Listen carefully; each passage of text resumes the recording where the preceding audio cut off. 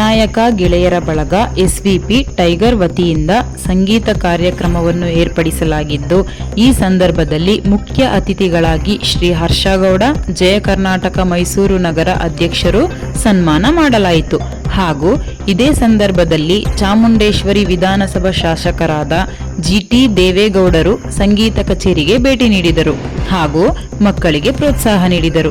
ದೇವರ ಮೇಲಿನ ಭಕ್ತಿಯ ಬಗ್ಗೆ ಅವರ ಮನದಾಳದ ಮಾತನಾಡಿ, ಅವರಿಗೆ ಸಿಕ್ಕ 12 ತಿಂಗಳ ಮೈಸೂರು ಉಸ್ತುವಾರಿ ಸಚಿವರಾಗಿ ಅಧಿಕಾರ ಸಿಕ್ಕ ನಂತರ ಮೈಸೂರಿಗೆ ಹಲವಾರು ಯೋಜನೆಗಳನ್ನು ತಂದು, ಅದರಲ್ಲಿ ಪ್ರಮುಖವಾಗಿ ಉಂಡವಾಳ ನೀರಿನ ಯೋಜನೆಯನ್ನು ಸುಮಾರು 600 ಕೋಟಿ ವೆಚ್ಚದಲ್ಲಿ ಬಿಡುಗಡೆ ಮಾಡಿ ಕಾಮಗಾರಿ ನೀಡುತ್ತಿದೆ.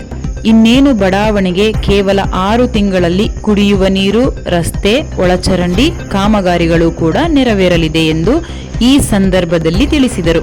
ನಂತರ ಶ್ರೀಹರ್ಷ, ಪ್ರದೀಪ್, ಮಧು, ಗಗನ್, ಆದಿತ್ಯನಾಗ, ಆನಂದ್, ವಿನೋದ್ ಮತ್ತು ಬಳಗದ ಎಲ್ಲಾ ಸದಸ್ಯರು ಕೂಡ ಭಾಗಿಯಾಗಿ ನಮ್ಮ ಹೆಮ್ಮೆಯ ಶಾಸಕರಿಗೆ ಗೌರವ ಸಲ್ಲಿಸಲಾಯಿತು. ಪೌರ ಕಾರ್ಮಿಕರ ಸನ್ಮಾನ, ಬಹಳ ವಿದ್ಯಾರ್ಥಿಗಳಿಗೆ ಪ್ರತಿಭಾ ಪುರಸ್ಕಾರ ಮಾಡ್ತಾ ಇರ್ತಾರೆ.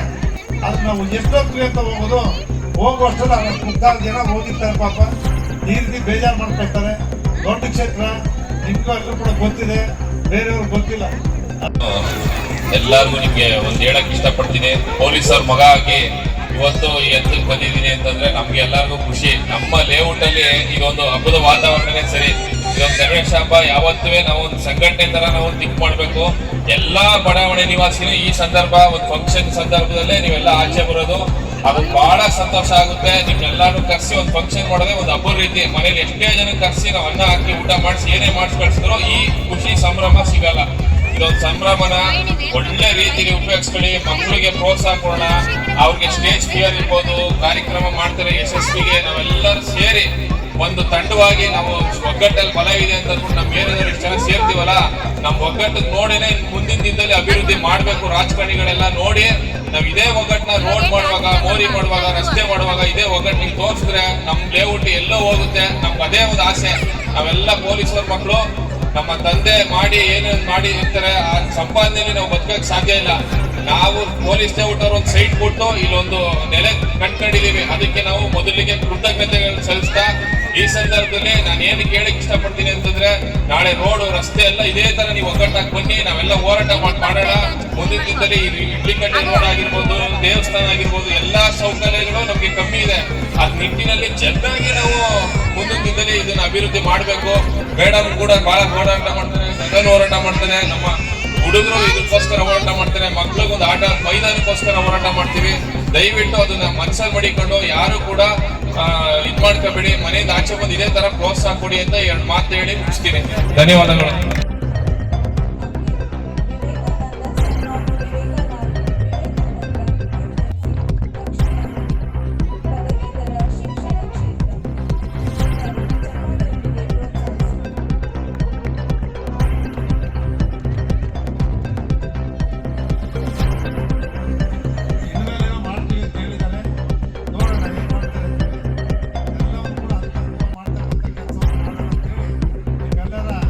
ಪ್ರೀತಿ